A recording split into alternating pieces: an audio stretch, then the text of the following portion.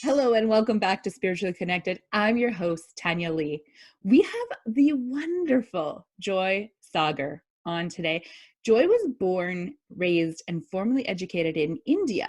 He has made spiritualism his mainstay since 2003 as a spiritualist. He resides and practices in South Casadega, I'll get that right, spiritualist camp. He enjoys continued education, which takes him all over the world to study and travel spiritualism and continue to develop his spiritual gifts. Joy enjoys teaching, speaking, and demonstrating in spiritualist churches since 2013, all over the world, you guys. Super cool. Joy, please welcome Joy Sagar. Hello, Tanya. It's a pleasure to be here on your Spiritually Connected podcast. I'm excited to have you. Yay! So, Joy, tell everybody how we met. It's kind of interesting how we met. It is very interesting. Almost 2 years ago, we attended a camp. Um, I'm not sure how to identify it at this point, but at that time it was a spiritualist camp retreat, and had a pleasure to be in 2 week retreat for myself. And the first week I was there with you and had a great opportunity in mingling and getting to know people from just about all over the world. And it was very interesting to be there. And that's how we met. It is. And in fact, we were actually learning from a couple of really amazing teachers, Brian and Simon, out of Canada, Victoria, out of the island in Victoria there. And honestly, when I first met you, Joy, I thought, okay, he's a cool guy. But you know what? It was during an evening bonfire for me that you and I were able to chat more, and I was able to find out more about you. And you have a lot of depth to you. You're just an amazing person. I mean, you just got a couple of, degrees and diplomas and commerce. And guys, this guy is a smart guy. So having said that, where do you go from, knowing numbers, managing numbers to, I mean, having a commerce degree into spiritualism isn't your normal path. So how did you get started? It's fascinating what you just said, because the path was always there. And it was just a matter of getting to be centered and focused in it. Even though I have my credentials in commerce and business, my line of work is recruiting. When I started in India as my profession, that was my recruiting, was my passionate work. And with that being said, it was a fun to get to know people, what their needs and wants are. And it was just sort of like organically putting me in the alignment of getting to be comfortable around people, to getting to know them and create that pathway. But the path of spirituality or spiritualism, I believe, was always there. It was just the way I was guided and led to where I needed to be. It was just fascinating with that. But always, the transition points in our lives are always that are decisive factors. How do we handle our transitions? And I think that was the crucial part for me to say, keeping the mind where it needed to be, and then being guided. See what I mean? He is just, I'm off the cuff. I'm very, well, this is black and white. And you take everything to another depth. Honestly, this is why I had to have you on, because you have so much depth and you look at things so organically, and I absolutely love that. Um, it's just, I just love that. So when did you know that you were psychic? I mean, I get that but what did you have a moment, or was there a piece in time? How old were you? See, different facets to that question. My knowing, I believe, of what I got exposed to was around 8 or 9 years old. I did get a experience to see several spirit forms objectively outside of the experience, and as I pointed out to what they were and what I was seeing, nobody else could see that. So that was my one real experience. But my psychic gifts came along when I was somewhere in my college time Oh, period, where I was getting more interested in reading and learning about numerology and palmistry and gemstones and things like that. And then the curiosity leading to experiment and play with friends and family members. Like, oh, let me show me your hand. Let me read your lines on your forehead. And, all those intriguing things. And I think that's where the psychic definitions were coming in place. Still, at that age and that point, spiritualism or that aspect of spiritualism was not there. It was more about the psychic faculties. And I would have been about 15, 16 years old. And I've been quite not aggressive about it, but persisting of what I am learning. I always keep my mind on I love that. That's amazing. that. For somebody that maybe hasn't seen spirit in an apparition or in the form, just like you would see a normal person, how would you suggest they build their psychic skills or mediumship skills? Well, as you would understand through your own experiences, the natural mediumistic abilities and natural psychic faculties are in everybody, just about 100%. There might be an outliers, that's a different story. But the part is not to allow that experience to startle you or create fear. There will always be questions that cannot explain certain things. And there will not be a one satisfactory answer to say this is the way or the only way.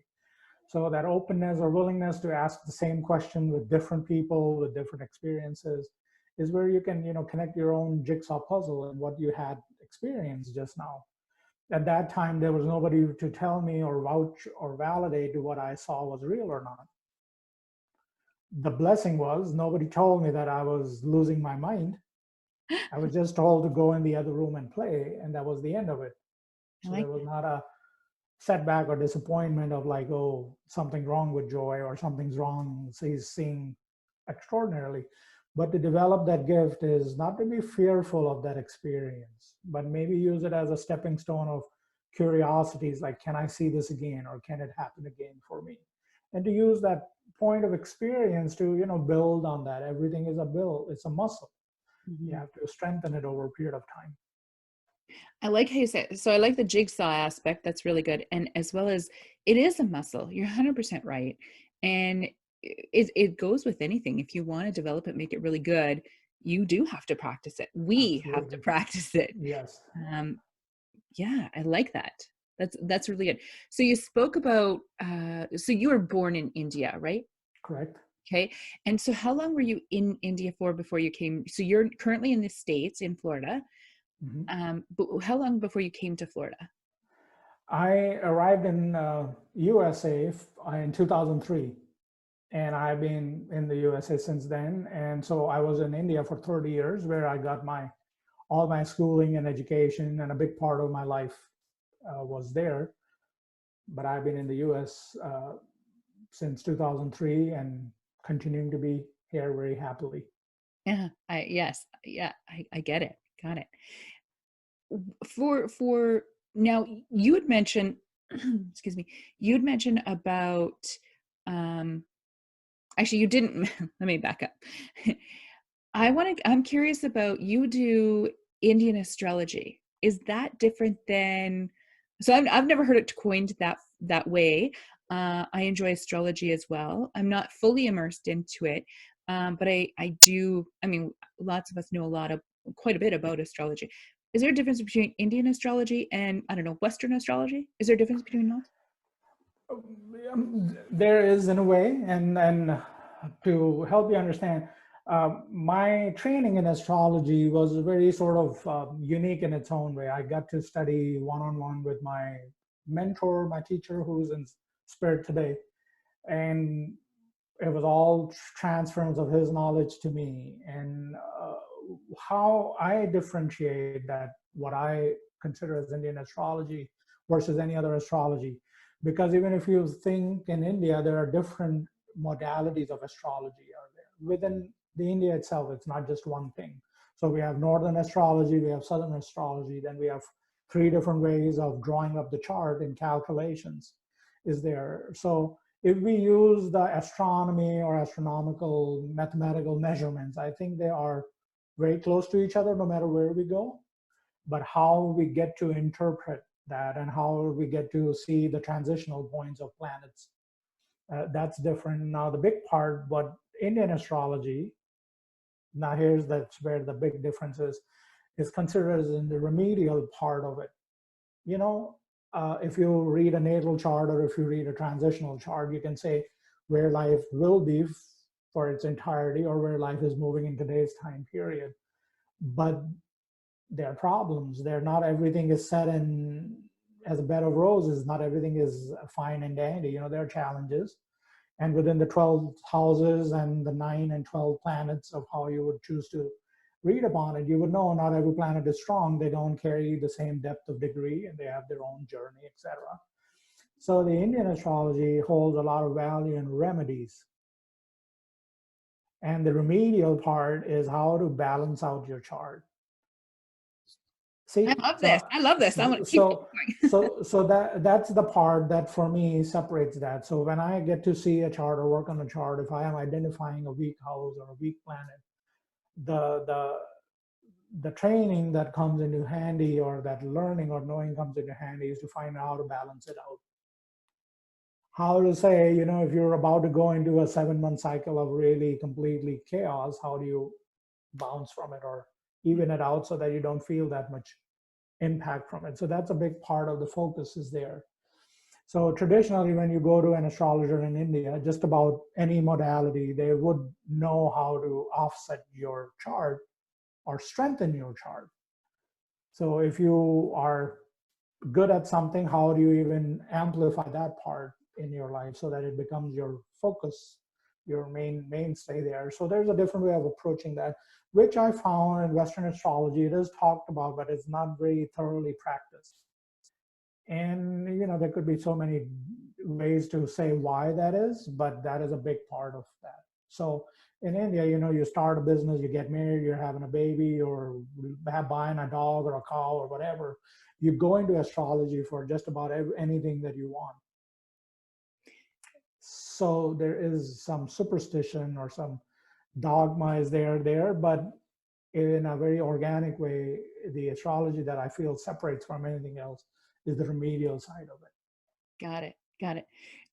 In India, they, for those of you who don't know, and for those of you that are listening, India's, you're right, they are very superstitious. They are very, and I could attest to that because I have a lot of Indian clients that come to me for numerology. And so huge on the numbers. They're always checking numbers. And I mean, that's part of my love as well, is the numbers. So I could definitely agree with that. I love how you guys, not you guys, I love how, I love the aspect of correcting or balancing it, because to me, that's what it's all about. As a coach, I'm always looking for a solution. Don't tell me the problem, just give me the damn solution. Right. Dead, you know, like, and I think everything is, you know, you can figure out everything. If you, there's always a positive side, the yin and the yang, there's always a positive side. Absolutely. There, you know, the whole creation's about balance. Yeah. You know, isn't it easy to say, you know, there's something wrong going on, but now what do you do with that? Exactly. What is beyond that point? I think that's the balance and creation is there. Yes. Universal balance. I'm all day long. Absolutely. I'm in it. Alignment, all that kind of stuff. Absolutely. So let's switch gears just a little bit. Do you have a favorite client? And if you do, we won't mention names, but if you do, how come that was your favorite client? Well, interestingly, I don't have a favorite client. They're all but your I favorite. have, but I have a favorite experience. Okay. And that experience came from one of my activities I did for almost 2.5 years in the past. I used to offer healing on the porch. That was my way of telling the creator, the God, to say, I'm so grateful for your gift. So once a month, I would have a healing on the porch, 2 hours. People can walk up, get their healing, and then carry on with their day. And I think one of my profound experience comes from that.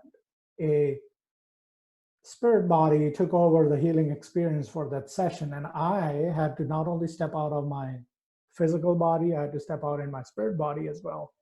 because that spirit, Native American spirit body, did the whole session for the 2 hours. And that was the most profound. And I think those are the experience as a medium or as a healer. You look for those little, like, am I on the right thing? Am I doing the right thing? And those are your motivators that are saying you keep doing what you're doing. Is there? But I think that was a profound experience for me to know and be validated by my clients that day. There was something more than that. Well, I love the whole porch aspect to begin with. And I knew about that because I remember that was one of the things you and I talked about when I first met you. I think that's phenomenal. So I want to be very clear here about, because I often talk about, no, it's not all Hollywood and glamour where like on Ghost, where um, the Demi Moore is going to take in the body of Whoopi Goldberg. If I have that right or wrong, I'm not sure. The other way. It's not like that. So, I mean, we're not possessed by anything. We're Absolutely not. So can you clarify that a little bit? I know exactly what you're saying, but maybe other people won't. So as the concept of what I understand you're asking, what happens is when we go into that truest of surrender of Yes, submitting our ego, our will, our intention to the divine beings or the spiritual beings that are there for us to be supported and encouraged. And that's what happens at that experience. I completely made that surrender. There was a complete disconnect from my ego, what I know, what I can, or what I am, or what I'm supposed to be. It was a complete surrender. And that time, a spiritual being chose to empower my physical body with their spirit, and they were there to facilitate the healings that morning. So once again, no matter what we do as a healer, regardless, we're utilizing different aspects of life. But in that part was complete surrender of that trust, that ego, and just knowing whatever is happening here is divinely led. And the beautiful part was it was validated within those experiences. I love that. Yes, So, that's beautiful. right. Now, if I would choose to give you a response about my favorite clients, I once again would honestly say I don't have, because I cannot separate between one from the other. The only thing that I can say is, since I have been working in surrendering, I would say most of my clients are still with me from my beginning. And that's all I can say, that the surrender and happens in every session is the surrendering is there. And I think that's what is the glue there for our work. Got it. I'm with you. I don't have a favorite client as well. But the experiences, I have favorite experiences, like you had said. And so I love that you coined it that way. Some people have favorite clients.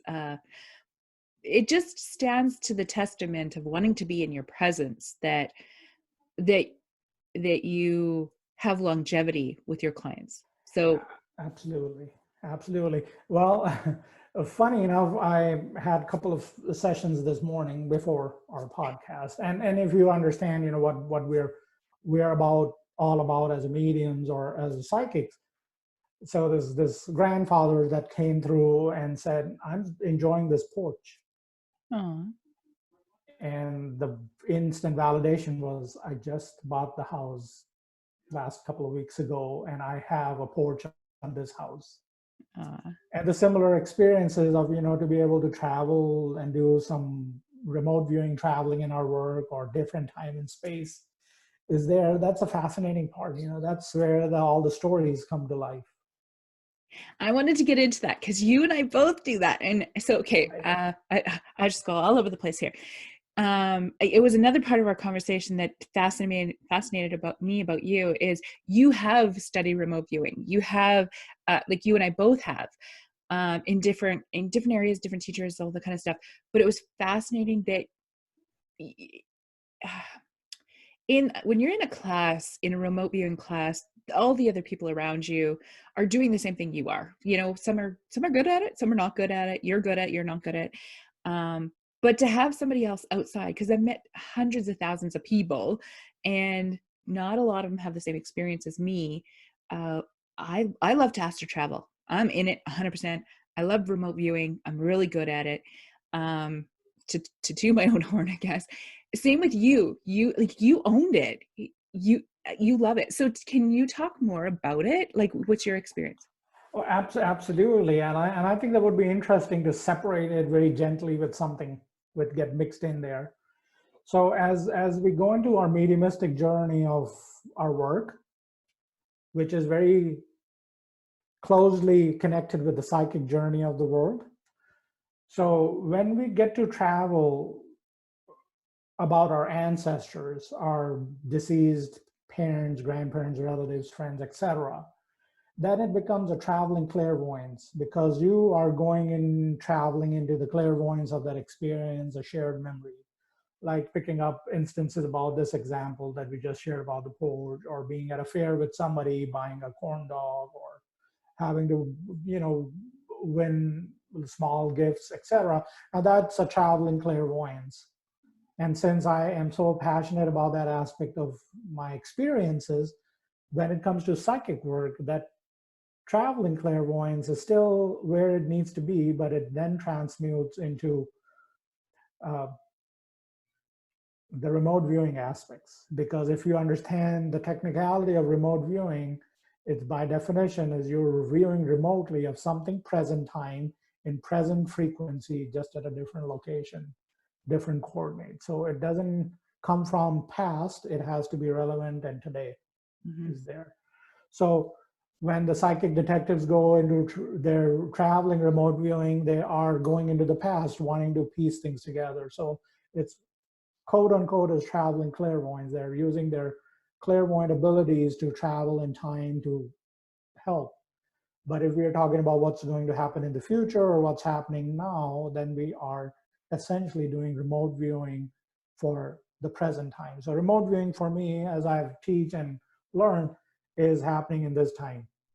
But if we are going into the past, we are taking it to traveling clairvoyance. Your mind is traveling with the past events. Remote viewing stays in the present time. Yes, I love that you brought that up. Good, good. Tell me, so I love that you teach it too. So, um, anybody that wants to get a hold of you to do your classes or anything that you're offering at the moment, you have a website that they can go to, and we'll post that link below. Um, eh, there's tons of opportunities to work with Joy. Joy, you also do a lot of speaking as well at spiritualist places. Absolutely. So talk about that. So why would let's be clear. Why would somebody hire you to like what are you going to talk about? Let's ask that. Well, it's so taking in the order of your question, you Yeah. do said there is a website there that I keep it up to date with my teaching opportunities, etc. Plus, within the COVID scenario, everything has changed, so we have a lot of opportunity to work remotely with teaching and working, etc. But the question about what do we get to talk about? So there are several spiritualist churches that we get to be a part of, which like to promote the spiritualist philosophy and spiritualist principles, etc. Now, spiritualism itself is based on the philosophy, science, and the religion aspect of it. So there are a lot of national organizations, there are a lot of local churches that are affiliated with the religion of spiritualism. So that is where I got to have the privilege to get invited to speak. And my fascination with speaking is a very much of working with the philosophy aspect of it. But when it comes to teaching, then we get into the science and the religion aspect of it. But the natural laws and the spiritual laws are divinely where as a part of spiritualist philosophy is there. And that's where I find the most of my inspiration comes in keeping my mind on the philosophies and understanding the natural and the spiritual laws, how they can benefit me or somebody else. And those are the topics that I usually engage when I'm speaking at the spiritualist churches and organizations is, how to improve life, because life is not about always about connecting me to my deceased loved ones. It's about how to live life in a better, more productive, and more harmonious way. So talking about philosophy, I think that enriches the journey is there. So And you see why I love talking to this guy, you guys? Honestly, just there's so much depth to you. I love this, Joy. Switching gears, what is your favorite modality? Is it, tarot cards, mediumship, crystals, numerology? Tell me. It's probably all of it, but I'm curious. Well, um, how it's actually it's one of the complicated answers. So here's the sort of how do I go about this? Since I opened myself to learning about spirituality, I have learned about numerology, palmistry, face reading, toe reading, astrology, like we have already talked about. And then when I got into spiritualism in 2003, then I had to work with the psychic arts and the mediumistic skill set and the healing components of that and all that stuff. So anyhow, all this big ball of mumbo jumbo comes into what works now. Mhm. I do take interest in tarot cards and oracle cards more so. And the part of that is to get to see somebody else's perception, somebody else's receptivity of what they're receiving. But it's always intriguing because mind is such a fascinating creature and it's such an enormous creature. But I happen to live in Southern Casadega Spiritualist Camp, which is also called as Casadega Spiritualist Camp. And we are celebrating 126th year as a spiritualist community. Wow. Wow. And within the history of us, we are our own educational body. So we have students that partake, and you have to be a member to become a student. So there's a lot of steps in that process. But once you are credentialed and certified or commissioned here, you cannot use any modality in your work. Oh. So you connect with the person through the energy, the aura, etc., or you connect with the deceased loved ones or the guides, etc., whatever. But you cannot lay out cards here. You cannot lay out crystals. There are lots of crystals in my office, but I cannot use them to give a reading. I cannot use tarot card to give a reading. It has to be direct. It has to be somewhere with the family structure. And the way we are set up here, because we are a community of spiritualists, we all abide by those precepts there in the best practices. And even if I'm out somewhere else doing, I still don't choose to use tarot cards or anything. I still like that direct connection is there. So that I hope answers your question, because if I had to say which works for me, being direct is what I would say, because if you would understand, somewhere we all talk to my guides, to your guides, to we create that third party dialogue, which is like, okay, I have always somewhere spirit has graced me to have a direct connection. So I go straight to where I need to be instead of me talking to my guide and my guide talking to somebody else's guide. I'm not dismissing that. It works for those that it works for, but I honor where I am and I just share from my own experience. So I tend to have just go directly into the energy or the soul or the spirit world, wherever I need to communicate. And blessedly, it's always there. Mm-hmm. Mm-hmm. I love how you said. I actually didn't know that about. I knew you were in a spiritualist camp. I didn't know that you guys didn't use. And let me be very clear. All the tarot cards, the crystals, all those other things. Those are just tools. And when we're not pulling, or when that's a wrong choice of words. When we're not able to, some people just choose to use tools as and integrate it, and then you learn to grow with them that way. I like using them almost as an afterthought. Similar to you, I was definitely taught you connect first. Like that's first and foremost, that's how you should quote unquote should be doing it. I love tarot, I love oracle, I love all of that because I love the learning aspect of it. Mm-hmm. I love to challenge myself and see, okay, well, can I master this? I mean, there's no such thing as mastery, but I want to get as good as it gets. So I actually really appreciate and love the fact that you keep deepening the spiritual aspect of it in that way and don't necessarily use the tools and don't choose to. And yet you are aware and taught, learned, and all that. So you're well versed. I love that. No, I think that's phenomenal. I didn't know that about you. See, we're all learning all more stuff a long way to go. This is why we do this, and to help other people as well, because there's so many people out there that don't know that cards and runes and all it is tools for us. It just another way, shape, or form to confirm stuff, or if we're it's not that we're not sure, it's just another way to confirm it. So having said that, are you open to doing a couple of readings? Sure, it'll be my pleasure. Awesome. I love it. So, full disclosure to everyone out there, basically what I do is when I invite somebody on to do the show with us, I say, here's some list of questions we might go over. I promise I'm going to deviate from them. And here's a list of people, if you are open to doing some readings, I usually have 3 or 4 names out there, and they are part of my inner circle. So you have to, in order to get a reading, you have to get into my inner circle. The only thing, and Joy, you can confirm this, the only thing you have is just their first names, and a couple of them you have their last initial. But I have not given you anything else. You're not able to Google them. My inner circle is private, so you can't look them up that way either. So can you confirm that with me there, Joy? Absolutely correct. What I was given was the first name and last initials for half, and the first name for the other half. To add to all this is I didn't pull up your list until 10 minutes ago before the conversation started, because I am usually in the moment type of person. So I don't like to prepare. I like to be in the moment with spirit. So and I'm with you on that. That's how I prefer to roll too. Sometimes if I have too much time, I'll end up heading into ego, or kind of thing.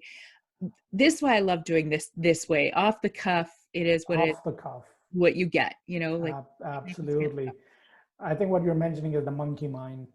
Yes, definitely. Right. Okay. So it's okay to start. Let's go. So I will say the first name, or I'll say the name, and then we'll go into that part of that. So the first name that off the list that I have is I'm being drawn to Jan. And as I go with that name, I just feel a very nice spirit within itself. However, I feel at the same time that the discretion to express freely, and I think that's what I'm wanting to say with this individual is, if they choose to learn to express, it doesn't have to be 100% at all times. Even if we go from 10% to 40%, and then 40% to 60%. And I just feel like their expression is very important for this person. And I am wanting to say they have thoughts that are creative, they have thoughts that are constructive. It's just the more we practice that muscle of expression, all things will get tied in together. Is there. And I know the disposition of the coming months is very unique, because there are unique experiences that are unfolding in their lives as we speak. So with that being said, I will choose to work with Val also as our next person. When I am seeing Val, I just want to shuffle cards with Val. I would like to go through, like, my hands need to stay busy. And I am wanting to say, I either need to be, my mind needs a separation. So my hands are working. My mind is able to split itself from the chaos or the busyness of it. So I would want to say for Val is, if that is the handicap, or that is the way you work, then don't abandon it. Make sure you work that way. So if you need a tool to separate the busyness out of the things that you need to know, there's nothing wrong with it, as long as it's not disruptive to you or anybody around you, so you enjoy that part. Now with Val is also what I'm sensing with is there's a part of mysticism around Val, because I just feel very intrigued. It's almost like somebody sitting in a smoke-filled room and just wanting to, be that part of mystical stream of consciousness is there. And I feel this person may have a potential, if trained in the right order, to go into aspects of light trance or medium trance work is there for this person. And I think it's enjoyable at the moment, but I feel just a little nudge and they'll be into the next phase of their growth is there. But That's what I picked with that. Ashley Q, on the other hand, the third name that we have on that list, I feel this is somebody needs to learn to organize, or somebody is good at organizing. I see both aspects of it. Either I'm too much of an organizer, or I am somewhere in between there. But I feel this is that. I also feel there is a potential of more education there for Ashley Q, and I feel like Ashley is pushing off those pieces. Like, I'm delaying the process. I'm not moving into my next aha moment is there. But as I connect with that, I feel this could be some undoing of previous patterns of saying, I deserve this, I am capable of going forward. And I sense that with that. I know somewhere within the aspect of my observation says they can be a good management brain. They could be a good organizing brain is there. And they need to optimize what's good instead of being fanciful of, that grass is greener on the other side. Let's own it and that make the best what we have. And I think it has a great potential there. Now, Jackie G is the last one on the list. And I am very curious because Jackie, to me, I feel is almost like if I could be the mother hen and watch over everybody under the sun, I probably will do that. And I say this with all love and kindness. Jackie G also likes to know.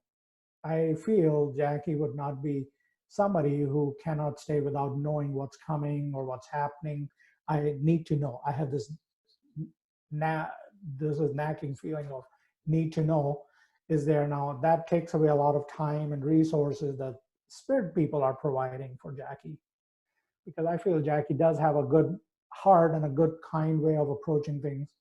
And the alignment within the spirit world needs a little bit more of me trying to center myself. But this need to know takes away a lot of time from Jackie, I believe. Now, a part of this is also, would like to say there's a part of herbalism is there around Jackie G, that where I embrace natural resources and the natural ingredients per se. And I think that is a nice potential of finding that balance within that aspect of the busyness of life and being in harmony of life at the same time. But great potential with all four of your chosen participants here. I agree. I agree. There, each one is phenomenal in their own way.